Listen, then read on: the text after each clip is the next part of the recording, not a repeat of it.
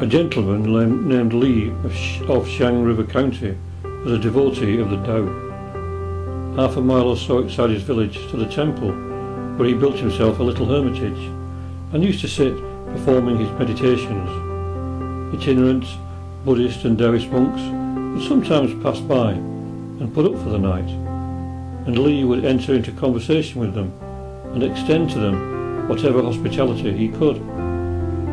One day, during a sharp cold spell following a heavy fall of snow, an old monk came by with his bag, asking for shelter. The man's speech struck Li as being full of the most unexpected and marvellous insights. He stayed a couple of nights and was about to go on his way again, but Li prevailed upon him to stay a few days longer.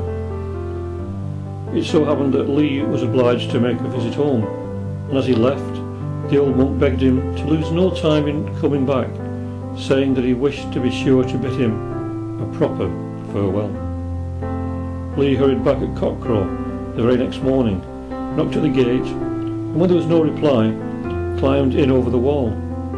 He saw a lamp burning in the room, and thinking there must be something strange going on, stood there secretly observing.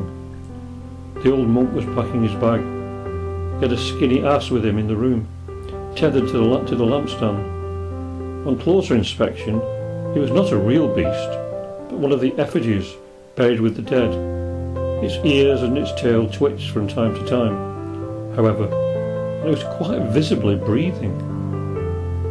Soon the monk's bag was packed, and he opened the door of the hermitage and led the ass out through it. Li followed them, unobserved. Outside the gate there was a large pond, and here the monk, having tethered his ass to a tree, plunged naked into the water and proceeded to wash himself all over. Then he dressed himself, led the ass into the water and washed it likewise. When his ablutions were finished, he mounted the ass and set off at a smart pace. Li called after him, and from a distance the monk turned to salute him, clasping both hands together in a polite gesture of farewell.